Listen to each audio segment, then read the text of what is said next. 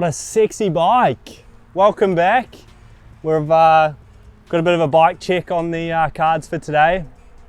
Been a little bit slack on the old social media as of my injury. Speaking about the injury's come along well. The knee's healing fast. It's 19 days out now, starting some rehab. We'll stop talking about that and get straight into the good stuff. It's a 300 4-stroke from Sherco Factory Racing. It's a really great bike. Nothing too crazy on here, nothing too out of the ordinary. Yeah, overall it's pretty standard really, apart from a few minor tweaks. We'll start from the point of contacts. We've got the handlebars, Renthal 999s, mounted on the X-Trig triple clamp, mounted on the back setting with the standard height, I believe. Pro Grip 788 grips, no waffle on them. I really like that just because you can really grip on hard, and the waffle kind of moves around a lot, I feel. So we got that. I like the twin wheel for a bit of a stiffer feel at the front. Well, yeah, to be honest, I haven't really tested the other handlebars, so that's what I'm using. I think it looks cool. Levers, everything's pretty central there.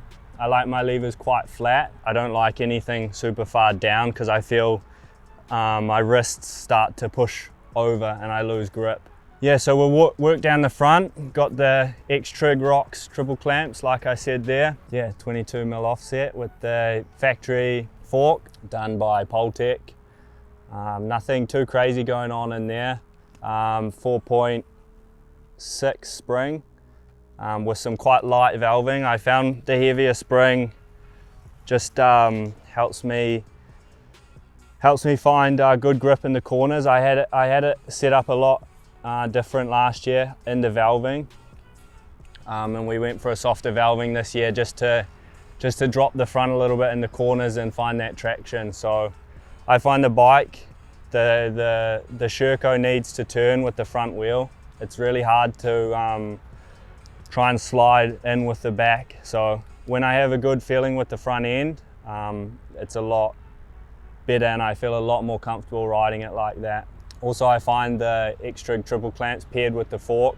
I didn't really think too much about it, but when you put that clamp on, the front can just flex so much more and everything works so much better, like the bumps and more flex in the front, so more traction. We've got the XL rims with the Ford GD hubs Pro. They're a new sponsor on board this year. Italian wheel manufacturer. They make their own billet hub. So that's really good, really strong. Using the Galfa disc. It's the standard non-floating size disc. Nothing oversized, nothing floating in there. I don't like the feel of the floating disc because it just feels weird when I push my bike on the stand. Michelin tire, 90-100 size, the big boy for loads of grip. It's a little bit heavier than the smaller one, but I prefer the grip over the lighter feeling. It's just more stable and heaps better. Polysport handguards, Casio watch to tell the time. We'll move back now. Frames standard fuel tank, standard plastics. Fuel from Panta. It's a new sponsor also this year. Seat from Blackbird. Funnel web filter under there. Check that out. We'll go back to the point of contacts and talk about the foot pegs. I like them tilted up a little bit just so it locks your feet in. Yeah, I think about 5mm lower than standard. We cut the lip out from the bottom and put a spacer in there. Then the brake, we've got the clutch spring on there, and that just adds a bit more feel to it. The engine is done in the factory. A little bit more torquey and a little bit stronger feeling than standard, but nothing too crazy. I ride the bike a lot in 4th gear. I've been 4th and 5th gear this year, so I've found using that I've been burning out the clutch just because I've been entering the corner in a high gear, rolling the corner nice, using that high gear, and then popping the clutch to sort of light the engine up and get going. So there's a small modification in there, passing more oil into the clutch basket. So that's something we've just worked on, and that's working really well. Subframe is cut about 5mm there to lower the back end of the bike, about 20mm at the back. And I use the high seat as well, so it just levels out the bike completely. If you look at my bike, it's really flat, and that just allows me to move a lot more on the bike. And I found with the cut subframe, it's super, I had a lot more grip on the back, and when I was braking, it doesn't kick you in the ass. Exhaust from the Kropovich, that's standard, comes from the factory. Shock is also from Poltech, with a nice fancy adjuster on there. I forgot the name, but I'm sure we can put that down below. That adjuster, I tried the factory adjuster, the triple adjuster, but it was blowing through. I felt the shim setting I had, it was blowing through too much, so we went back to this one I used last year, tweaked it a little bit from last year, and paired it with the forks really nice. So Paul's done a really lovely job there, and if you need any suspension work, he's your man. Got the AXP bash guard on there with the linkage protector slider. Slide over the logs heaps better. It's one of those major things you need in enduro. Linkage is standard.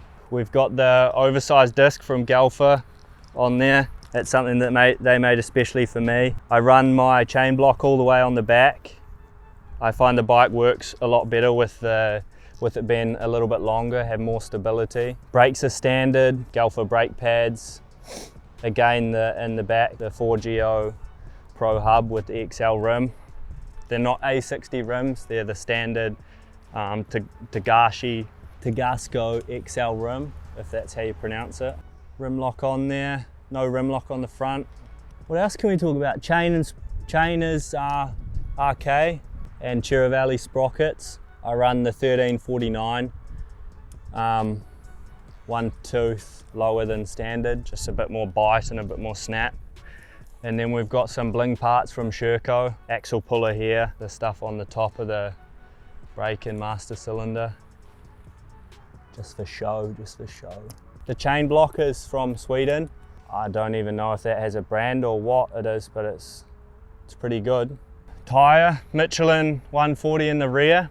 Use the 140 90% of the time with the 120 Moose, because obviously the 120 expands, but not as much as the 140, so still find that good grip. And yeah, it's the medium tyre. Casing's a little bit too soft for my liking, but we've got something in the works for that. The fork setup, I didn't cover it before. The height in my triple clamps, I run 1.5 lines. I find that changes the bike completely when I move that, even to the second line or to the first line. That's just my happy medium in the middle. I find the bike balanced there, and I can turn it really good there. Whenever I move the forks down in the clamps, it lengthens the bike a lot, and yeah, we do that for the sand or faster tests, but 90% of the time I ride with it like that. Right, thanks for checking my bike out. Now all you gotta do is go and get yourself on one, get a test ride, go have some fun, and yeah, I hope you enjoyed that. Keep safe guys, and keep up to date.